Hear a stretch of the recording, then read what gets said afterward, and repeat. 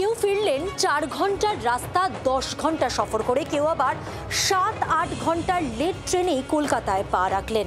প্রত্যেকেরই চোখে মুখে শনিবারের রাতভর উত্তরবঙ্গের বৃষ্টি বিপর্যয় আতঙ্কের স্মৃতি স্পষ্ট।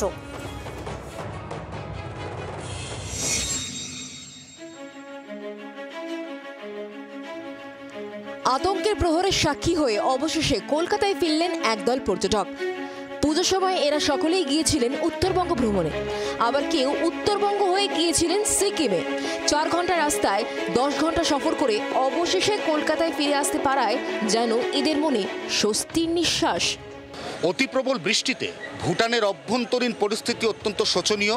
ইতিমধ্যেই সেখানে টালা বাঁধ তার সমস্ত লকগেট খুলে দিতে হয়েছে, কিন্তু ভুটান সীমান্ত পেরিয়ে ফুনশিলিং পেরিয়ে হাসিমারা থেকে কলকাতা পর্যন্ত পৌঁছতে কোনো অসুবিধা হয়নি এই বাসের চালকের।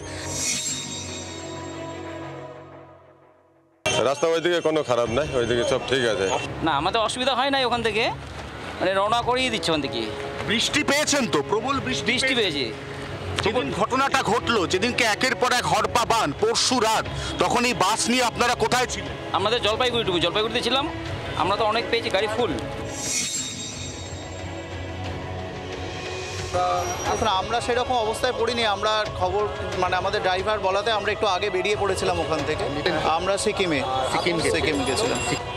আমাদের প্রচুর ঘুরে ঘুরে আসতে হয়েছে। যে রাস্তাতেই যাচ্ছি আটকে যাচ্ছি। ড্রাইভারদের চেনা ছিল বলে অনেক লোকাল বস্তির ভিতর দিয়ে ঘুরিয়ে ঘুরিয়ে আসতে হয়েছে। 4 ঘন্টার রাস্তা আমাদের আসতে প্রায় 10 ঘন্টার উপর টাইম লেগেছে। উত্তরবঙ্গে বিপর্যয়ে জলের তলায় বহু এলাকার রেল লাইন। ইতিমধ্যেই একাধিক ট্রেন বাতিল। তার মধ্যে 7 থেকে 8 ঘন্টা দেরিতে সোমবার শিয়ালদায় পৌঁছয় উত্তরবঙ্গ থেকে আসা একাধিক ট্রেন। দুর্বিষহ বিপর্যয়ের রাত, সেই রাতের রেশ কাটিয়ে অবশেষে শিয়ালদা স্টেশনে গড়ে প্রায় 6 ঘন্টা থেকে 8 ঘন্টা দেরি করে ঢুকছে উত্তরবঙ্গ থেকে কলকাতাগামী একটার পর একটা ট্রেন। সেই ট্রেন থেকে নামছেন যাত্রীরা। কি ভয়ঙ্কর অভিজ্ঞতার সম্মুখীন তারা হয়েছিলেন সে কথা বলতে গিয়ে অনেকেই কার্যত শিউরে উঠছেন। আমরা যখন বেরোচ্ছি জেসিবিরা সব ক্লিয়ার করে সব বের করছে এগুলোকে, মানে খুবই ভয়াবহ অবস্থা ওখান থেকে। মানে আমরা অতটা বুঝতে পারিনি, তাও যেহেতু আমরা অলরেডি নেমে এসে গেছিলাম, বাট ওপরে ওখানে অনেকে মিসিং আছে, অনেকে আছে, সবই শুনতে পাচ্ছিলাম। ভয় হয়ে গেছে যে এরকম আসাটা খুব সাফার করেছি ভীষণ। 9:30টায় গাড়িতে উঠেছি, গাড়ি রিজার্ভ করে রাত 8টায় নেমেছি। কিছুটা সময় সিকিমের দিকে ছিলাম, তারপরে দার্জিলিংয়ে যেদিনকে এসেছি সেদিনকে বিকেলের পরে অজস্র বৃষ্টি হচ্ছিল, মানে ভয় লাগার মতন বৃষ্টি হচ্ছিল, প্লাস তো বিদ্যুৎ চমকাচ্ছিল। মেয়ে এবং বান্ধবীদের সঙ্গে শনিবার রাতে মিরিকেই ছিলেন কলকাতার এই নামী চিকিৎসক। কলকাতায় ফিরে ভাগ করে নিলেন দুঃসহ সেই ভয়ঙ্কর অভিজ্ঞতা।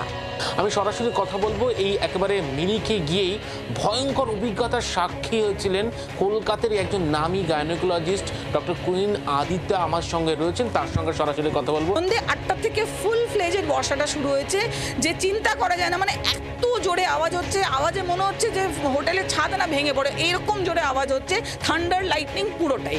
এবার খালি প্রে করছি এবার যেন কমে, এবার যেন কমে। লাগছিল অত্যন্ত যে কিভাবে ফিরবো কলকাতাতে, একটা আতঙ্ক কাজ করছে। আতঙ্ক বললে কম বলা হবে, কি হবে। আর আমরা খালি মেয়েরা ছিলাম, আমাদের সাথে কোনো মেল মেম্বার ছিলেন না। আমরা দুজনের টিম আপনারা গিয়েছিলেন? আমি, আমার এক বান্ধবী আর আমাদের দুজনের মেয়ে। সবাই কি ডক্টর? না, আমি ডাক্তার, আমার বান্ধবী প্রফেসর, খিদিরপুর কলেজের উনি প্রফেসর, আর ওনার মেয়ে আমার মেয়ে, আমরা 4 জনে গেছিলাম। ব্যুরো রিপোর্ট, জি 24 ঘন্টা। বাংলার আওয়াজ, বাঙালির আবেগ, জি 24 ঘন্টা।